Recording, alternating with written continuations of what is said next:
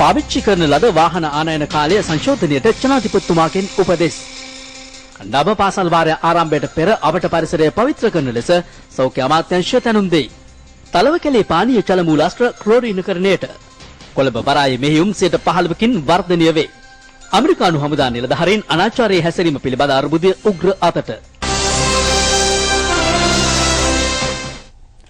දේශීය පුවත් පරිහරණය කරන ලද වාහන ආයනයන කාල සීමාව සංශෝධනය කෙරේ.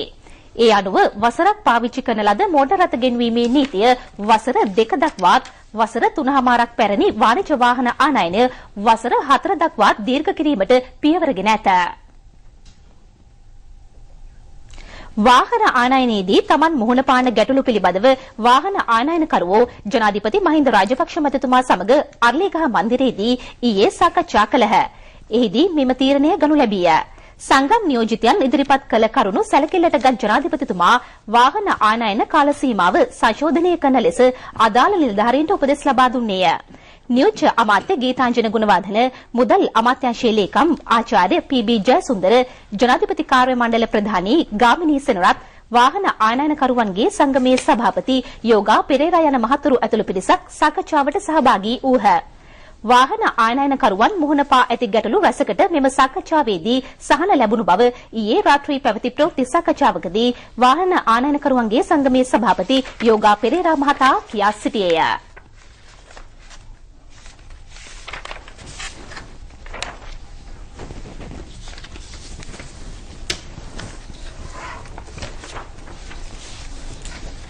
ගරු ජනාධිපතිතුමාව එක්ක සාකච්ඡාවක් තිබ්බා. මෙහිදී අපිට බොහොම සාධාරණ තීන්දුවක් ලැබුණා. ඒක තමයි වාහන ආනයන කරන මෝටර් රථ ආනයන කරන අවුරුද්ද තිබ්බ එක අවුරුදු 2 කරා. ඒ එක්කම වාණිජමය වාහන අවුරුදු 3මාර තිබ්බ එක අවුරුදු 4 කරලා දුන්නා. මේකෙදී අපිට අනාගතයේදී පාරිභෝගිකයට රීකන්ඩිෂන් වාහනයක් ගැනීමේ අවස්ථාව ලබා දෙන්න පුළුවන්. අපි විශේෂයෙන්ම ස්තුතිවන්ත වෙන්න ඕනේ ගරු ජනාධිපතිතුමාට. එතුමා මේ ප්‍රශ්නයට මැදිහත් වී අපිට බොහොම සාධාරණ තීන්දුවක් දීපු එක ගැන. නව පාසල් වාරය ආරම්භන ලබන 23 වැනි දින පාසල් භූමිය පිරිසිදු කිරීමට ප්‍රමුඛත්වය දෙන්නයි සෞඛ්‍ය අමාත්‍යාංශය විදුහල්පතිවරුන්ට දැනුම් දෙයි. නිවාඩුව පැවති සති 3ක කාලයේ පාසල් පරිසර පිරිසිදු නොකිරීමෙන් මදුරුවන් බෝවන ස්ථාන බහුල විය හැකිවීම මීට හේතුවයි. නව පාසල් වාරය ආරම්භ වීමත් සමග ඩෙන්ගු රෝගීන් වැඩිවීමේ අවදානමක් පවතී. මේ දිනවල දිවා කාලයේ පවතින උණුසුම් කාලගුණයත් සන්ධ්‍යා කාලයේ පවතින වැසි සහිත කාලගුණයත් මදුරුවන් බෝවීමට සුදුසු පරිසරයක් සකසයි. නිවාඩු කාලයේ පාසල් පරිශ්‍රවල මදුරුවන් බෝවීම බහුල විය හැකි බැවින් පාසල් ආරම්භයට පෙර අවට පරිසරය පවිත්‍ර කිරීමට පියවර ගන්නා ලෙස විදුහල්පතිවරුන්ට දැනුම් දී ඇතැයි සෞඛ්‍ය අමාත්‍යාංශය පවසයි. මදුරුවන් බෝවන ස්ථාන විනාශ කිරීමට අදාළ ආකෘති පත්‍රයක් ජනතාව අතර බෙදා හැරීමටද පියවරගෙන තිබේ. එහි ප්‍රථම අදියර ගම්පහ දිස්ත්‍රික්කයෙන් ආරම්භ කෙරිණ. තමා ජීවත් වන පරිසරයේ මදුරුවන් බෝවන ස්ථාන පවතීද යන්න පිළිබඳව සතියකට වරක් පරීක්ෂා කිරීම සහ පිරිසිදු කිරීම එම ආකෘති පත්‍රයේ සටහන් කළ යුතුය.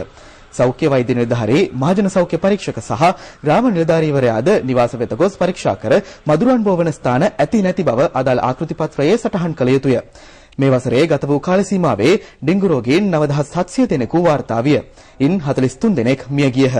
වැඩිම රෝගීන් සංඛ්‍යාවක් වාර්තා වන්නේ බස්නාහිර පළාතෙනි. තලවකැලේ ප්‍රදේශයේ සියලුම ජල මූලාශ්‍ර ක්ලෝරීනකරණය කෙරේ. නිවාසවලින් පානීය ජල සාම්පල් ලබාගෙන පරීක්ෂා කිරීමට පියවරගෙන තිබේ. තලවකැලේ ප්‍රදේශයේ පාචන රෝගයක් පැතිර යමින් පවතී. ඉන් 2 දෙනෙක් මිය ගියහ. 500කට අධික පිරිසක් ලිඳුල ප්‍රාදේශීය රෝහලට ඇතුළත් කෙරින. වැඩි පිරිසක් ප්‍රතිකාර ලබා රෝහලෙන් පිටව ගියහ. 15 දෙනෙක් තවදුරටත් නේවාසිකව ප්‍රතිකාර ලබති. පානීය ජලයට විෂ බීජයක් මිශ්‍ර වීමෙන් රෝගය හටගෙන ඇතැයි සෞඛ්‍ය නිලධාරීහු පවසති. උණුකර නිවාගත් ජලය පානය කරන ලෙස ලිදුල කොටගල සෞඛ්‍ය වෛද්‍ය අධිකාරී ජනන් අබේවර්ධන මහතා ප්‍රදේශයේ ජනතාවට දැනුම් දෙයි.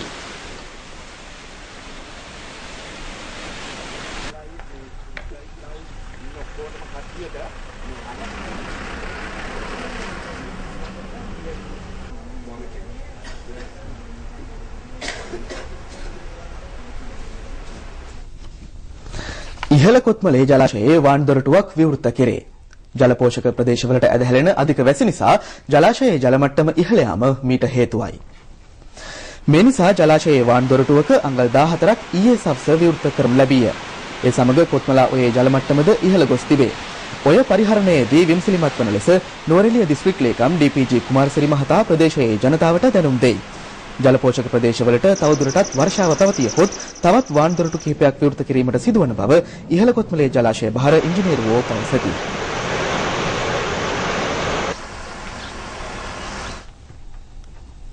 ලංකා විදුලි බල මණ්ඩලය මාර්තු මාස හදිසි වැටලීම් වලින් රුපියල් 2 කෝටි 13 ලක්ෂයක් උපයයි. මීටර වෙනස් කිරීම, කොකු භාවිත කර විදුලිය ලබා ගැනීම වැනි ආයතාක්‍රම වලින් විදුලිය ලබාගත් 345 දෙනෙකුගෙන් මේ මුදල අය කරගෙන තිබේ. විදුලි වංචා සිදුවන්නේ නම් දුරකථන අංක 0112 422 259ට දැනුම් දෙන ලෙස විදුලි බල මණ්ඩලය ජනතාවගෙන් ඉල්ලා සිටී. මේ වසරේ පළමු කාර්තුවේදී කොළඹ වරායේ බහලුම් මෙහෙයුම් 15%ක වර්ධනයක් අත්කරගනී. වැඩි වශයෙන් මෙහෙයුම් කර ඇත්තේ රථ වාහනයි. පසුගිය වසරේ මුල් කාර්තුවේදී බහලුම් 1,56,133ක් මෙහෙයුම් කර තිබේ. එය මේ වසරේ මුල් කාර්තුවේදී 1,80,000 ඉක්මවා ගොස් ඇත. මෙහෙයුම් කර ඇති රථ වාහන සංඛ්‍යාව 21,182ක් බව වරාය අධිකාරිය පවසයි. මැද පෙරදිග අර්බුදය, ජපානයේ සුනාමි තත්ත්වය, ලෝක ආර්ථික පසුබෑම හමුවේ මෙවැනි වර්ධනයක් අත්කර ගැනීමට කොළඹ වරායට හැකි වූ බව නියෝජ්‍ය අමාත්‍ය රෝහිත අබේගුණවර්ධන මහතා කියා සිටී.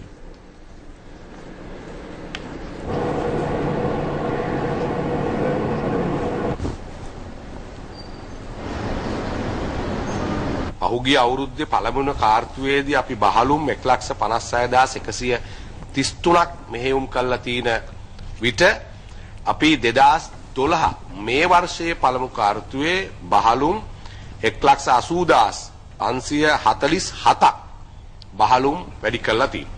2012 වර්ෂයේදී මේ පළවෙනි කාර්තුවේදී රථ වාහන 21,182ක් අපි මේ රටට ආනයනය කරන ඒ වාහන 21,182ක් අපි ඒ අවස්ථාවේ ඉටු කළා තියෙනවා. අපි බලාපොරොත්තු වෙනවා ලෝකයේ අනිකුත් ප්‍රබල ජාත්‍යන්තර ප්‍රජාව එක්ක නැව් සමාගම් එක්ක ඉදිරියේදී අපේ ගනුදෙනු වැඩි කරලා මේ කොළඹ, හම්බන්තොට, තිරුකුණාමලය, ගාල්ල ඒ වගේම ඔළුවිල් කංකසන්තුරේ තියෙන වරායවල් ශක්තිමත් රටට ආර්ථිකය ශක්තිමත් කරන වරායවල් බවට පරිවර්තනය කරන්න. විරාමයකින් අනතුරුව තවත් දේශීය ප්‍රවෘත්ති බලාපොරොත්තු වන්න.